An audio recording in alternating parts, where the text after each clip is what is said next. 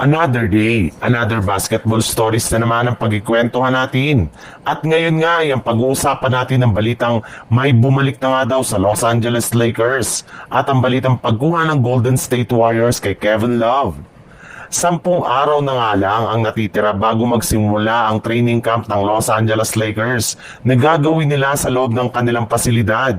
Kaya lahat nga ng kanilang mga player at miyembro ay sumasama na sa lahat ng kanilang mga ginagawang practice ng mga nagdaang araw.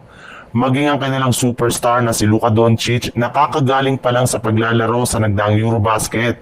Bilang parte ng Slovenia ay agad-agad rin naman ngang nag-participate sa kanilang workout. Pero pinaghinay-hinay muna nga daw po ng Lakers sa paglalaro si Luka Doncic since kailangan nga nito na magpahinga at mag-recover mula sa kanyang mga natamong injury sa Eurobasket.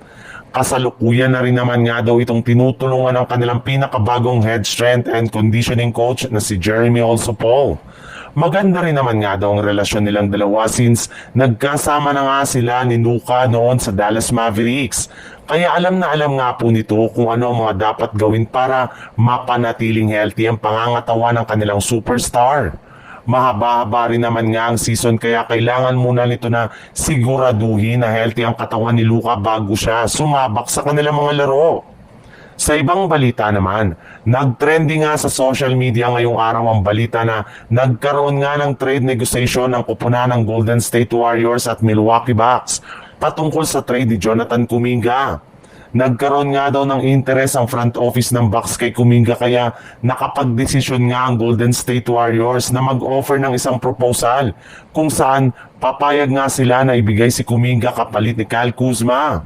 Subalit sadyang naputo lamang agad ang kanilang naging usapan ng tanggihan agad ng Bucks ang naging offer sa kanila ng Golden State Warriors. Kaya marami na nga ang nagtatanong ngayon ng mga fans kung ano nga ang rason sa likod ng kanilang ginagawang negosasyon.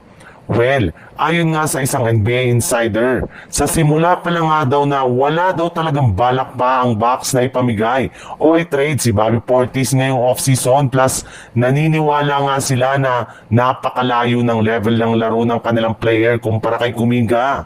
At ngayon nga, na nakatenga ngayon ang trade ni Kuminga, ay maaari ngang mag-focus na lamang sila sa pagkuha ng mga bagong player sa buyout market. At isa nga sa mga target nila ditong kunin ay si Kevin Love na gumagawa ngayon ng paraan para makaalis ito sa Utah Jazz.